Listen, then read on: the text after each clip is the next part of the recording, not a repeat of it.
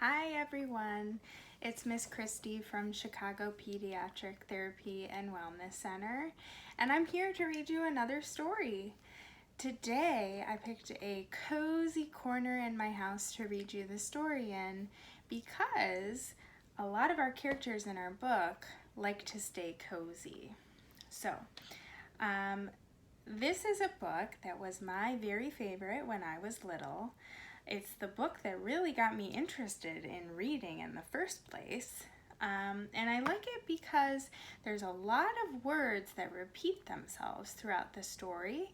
So this can help us pay attention to what's happening in the story and also stay interested and make us feel like we can be readers too. So this book is called The Little Red Hen, and it's by Paul Galden.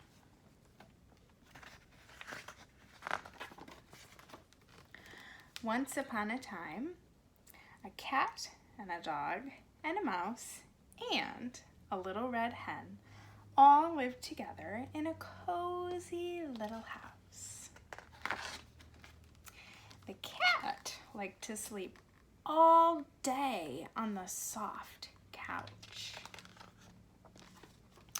The dog liked to nap all day on the sunny back porch. And the mouse liked to snooze all day in the warm chair by the fireside. And look, he's dreaming about some cheese. So, the little red hen had to do all of the housework.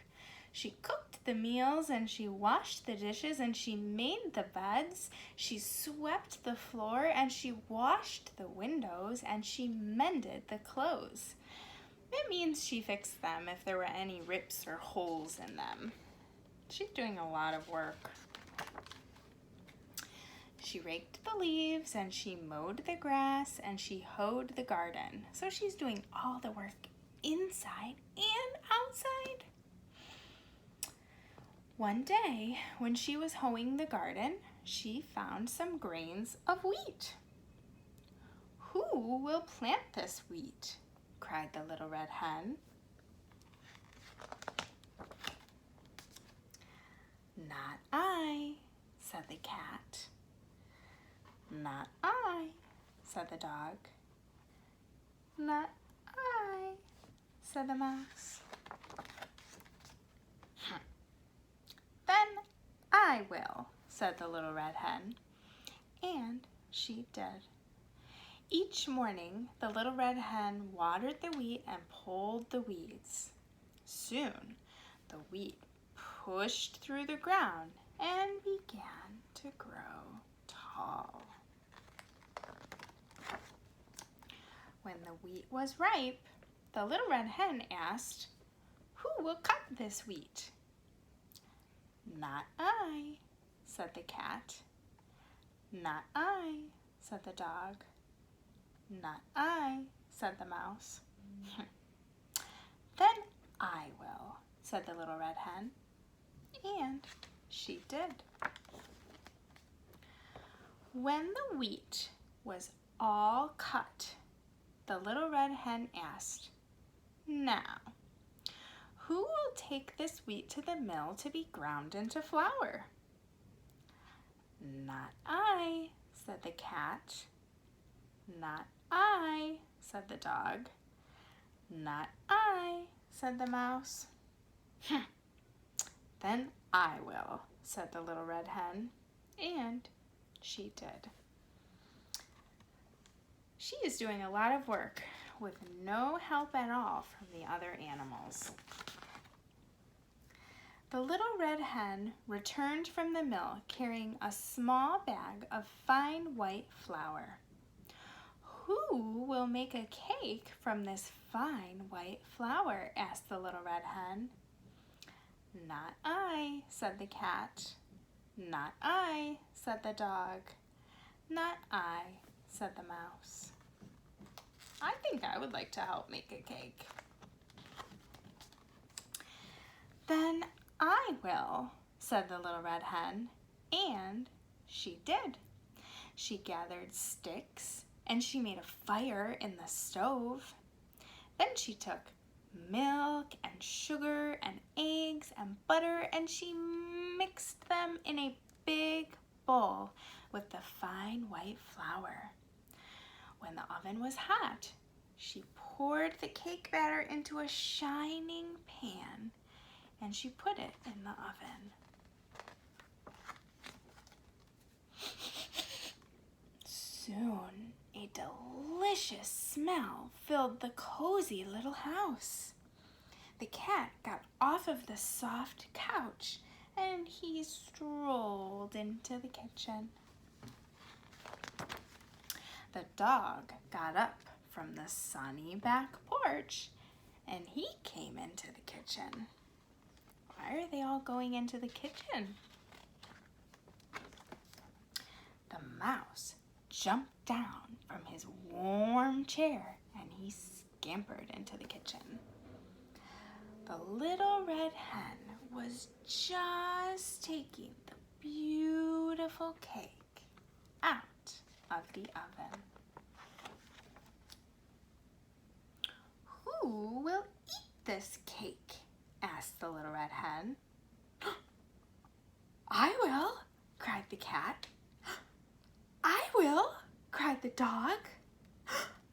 I will, cried the mouse. But the Little Red Hen said, all by myself. I planted the wheat, I tended the wheat, I cut the wheat, I took the wheat to the mill to be ground into flour. All by myself, I gathered the sticks, I built the fire, I mixed the cake, and all by myself, I am going to eat it. And so she did, to the very last crumb. And after that, whenever there was work to be done, the Little Red Hen had 3 very eager helpers.